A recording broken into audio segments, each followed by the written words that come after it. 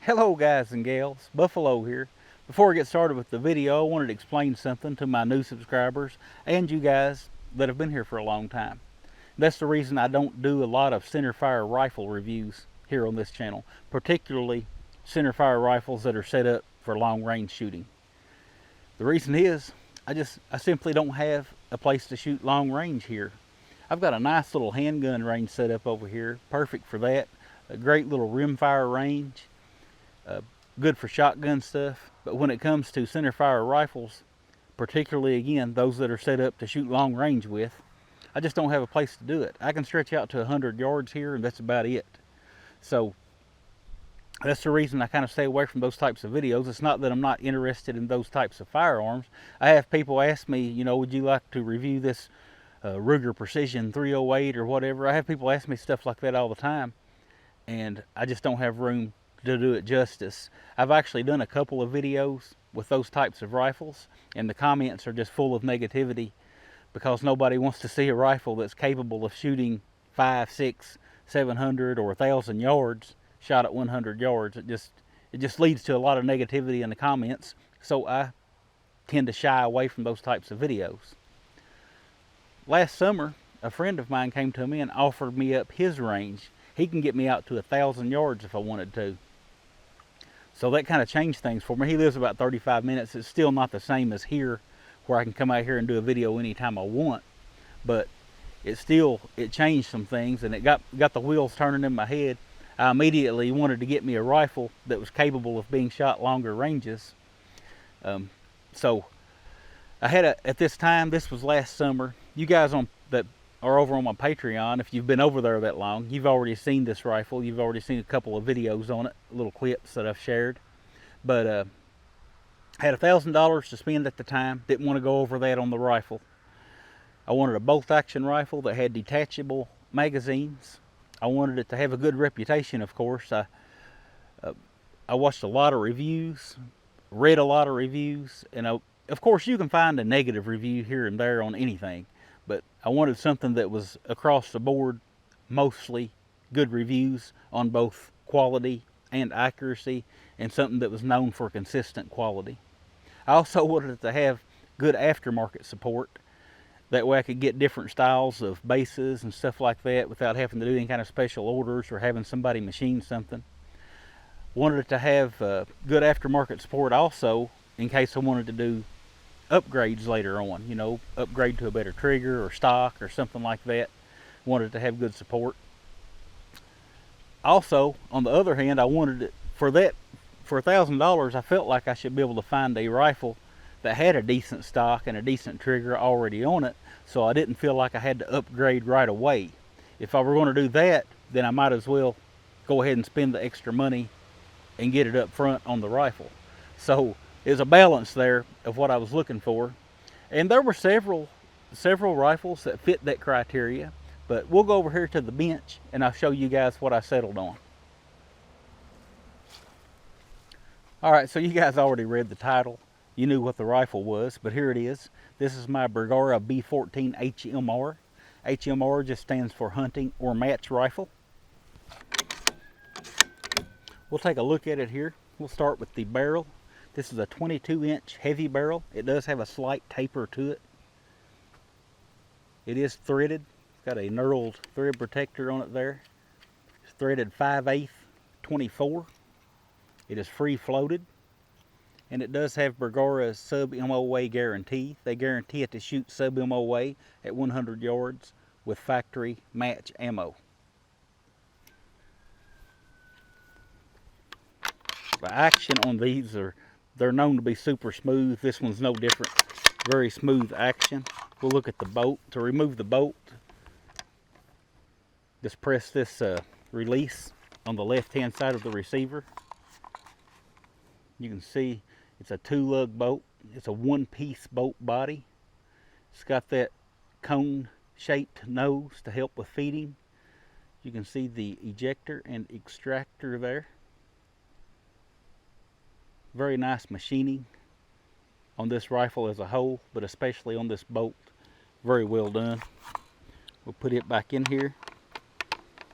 Got your Remington 700 style safety up top here. Forward is fire, to the rear is safe. Adjustable trigger. This thing comes from the factory, supposedly around 3 pounds. I haven't put my scale on it. Very nice trigger. No over travel, no creep. Very good trigger on this rifle. And I think you can adjust it down as low as 2.2 pounds or as high as 4.2, but it's set from the factory at around 3. Detachable AICS style magazine. It comes with one of these. The magazine release is just forward the trigger guard. Press that, remove your magazine. I love that they use the AICS style instead of some kind of proprietary magazine. That actually was one of the factors in choosing this rifle for me. The stock on this rifle, the action has a Remington 700 footprint, so you could get an aftermarket stock if you wanted to, but this stock is pretty dang good. I don't think I'll ever change it. Very ergonomic. Length of pull is adjustable by these spacers. You can add or take away spacers to change the length of pull. Your comb height or cheek weld height is adjustable by turning this knob. Loosen the knob, set it where you want it, then tighten the knob. This stock is it's a synthetic plastic stock, but it's molded over an aluminum skeleton. So it's a very rigid setup. That aluminum mini chassis is what they call it, a chassis. But that aluminum gives it a nice rigidity. It's very strong. It gives it the support to hold that heavy free-floated barrel up. Drilled and tapped to accept Remington 700 bases that use the 648 screws. Now I bought a Evolution Gunworks base. It's got 20 MOA of elevation built into that base to help with the long range stuff. Seekins Precision rings. And this is a Bushnell Nitro 6 through 24 power 50mm objective scope. This scope was just sitting on a shelf from a project that I had started on last year and never finished. Imagine that. So finally getting a chance to utilize this scope. That's about a $500 scope. Now, I know the rule of thumb is you spend as much on your scope as you do on the rifle, but I already had this sitting around, and I think it'll fit pretty good for what I'm needing. It's a first focal plane. It got a MOA reticle. I think it'll work out fine. If not, we'll try something else.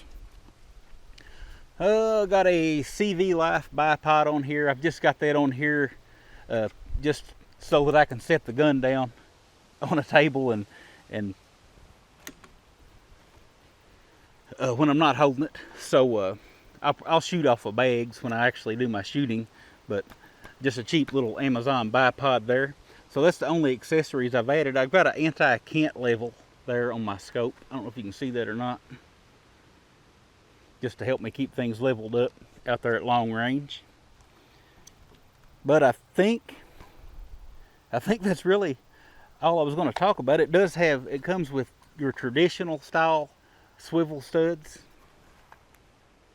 3 of them. I've got the bipod on one, and then you can see the other 2 there. There's one and the one in the back.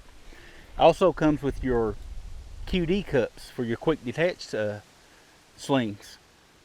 One in the back, one in the front, and it's on both sides. Again, one in the back, one in the front. So lots of options on your slings and how you want to run your slings. This hole here is not a QD mount, by the way. That's just the back side of that comb adjustment knob. Speaking of knobs, the knob on this bolt is very nice. Nice little handful to grab a hold of. It is knurled. It's also threaded, so you could remove this and replace it with a different style knob if you wanted something different or just wanted to customize the rifle. Now, these are available in at least 7 different calibers. I checked Bergara's website today before I came down here. They're also available in left-handed models. That might interest some of you guys. I chose 6.5 Creedmoor. This one is the 6.5 Creedmoor 22-inch barrel, 1 1/8 twist rate. Because after talking to my buddies that actually shoot long range and telling them what the purpose was for this rifle and what my expectations were and how I was going to be using it, that was the overwhelming recommendation, was the 6.5 Creedmoor cartridge. I think it'll do everything that I want it to do and probably a little more. This rifle has an MSRP of $1,150. I paid $9.50 for it at my local store. Alright, so I've been following the recommendations by Bergara on the barrel break-in process. I'm not a big believer in barrel break-in, but I trust that Bergara knows more about it than I do, so it won't hurt anything to follow those instructions. It requires me to fire the first 5 shots and clean after each shot. So I've already done that. I also used that time to get us pretty close to what I believe will be zeroed. Now I can fire 10 shots between cleanings for the next 50 rounds. That gives me an opportunity to start shooting some actual groups. So I've got a target set up here. I've got a little 1-inch bullseye down here. You can see it's very windy today, so I don't know what to expect, but I do want to put my first 5-shot group on video. So that's what I'm going to do now. I'm going to move back to 100 yards. I've got it laid out with the laser rangefinder. I know where 100 yards is here anyway. I've done it so much, but I always get my laser rangefinder out and make sure that's where I'm at. I am shooting Sierra Match King 140 grain. Now, eventually I'm going to start shooting my own hand loads, but I got to start somewhere. So I went ahead and picked up a few boxes of this stuff just to get the break-in done, kind of see what the rifle's going to do. So let's go ahead and fire this group.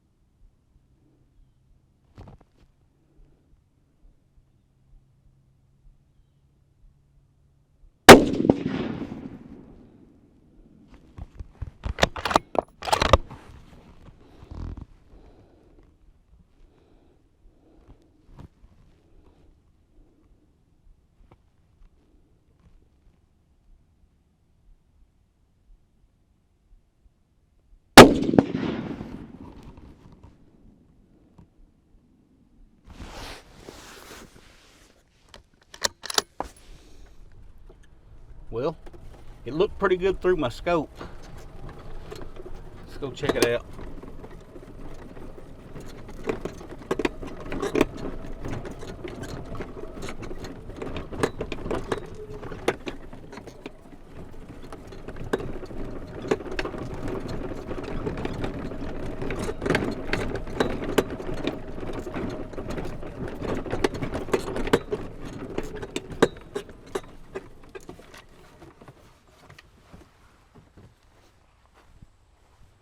Yeah, that's not bad. Not bad for a first group.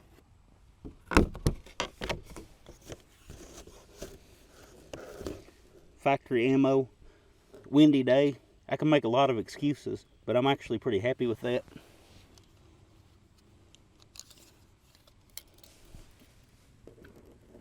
Let's see. Looks like about 3/4 of an inch or so. So definitely meets the sub MOA guarantee. Very happy with that. Alright, so I'm very happy with that rifle so far. Seems to be very well made. Shows a lot of potential here shooting it with factory ammo, shooting 3/4 of an inch groups or less. So I think it's going to be a good gun. I'm going to take it out to my buddy's place and try to stretch it out a little bit. That'll be the next video. I'm going to do several videos on this gun. I kind of enjoy doing the series type videos like I did with the CZ457. So I may take it out and shoot it at 500 yards. I've never shot past 300 yards, guys. That might sound funny to some of you guys out in more open areas, but here there's just hardly any place to do that. So I might go and shoot my first time at 500 yards, then do a separate video at 750, and then try to take it all the way out to 1,000. I think that would be interesting. Kind of step my way into it and just kind of savor each moment as I make those milestones. So very happy with it. I think it's well worth the money. Seems like it's very high value in my opinion for what you get with that rifle. But that's all I've got for today. I want you guys to always remember that freedom is the greater good, and I'll talk at you next time.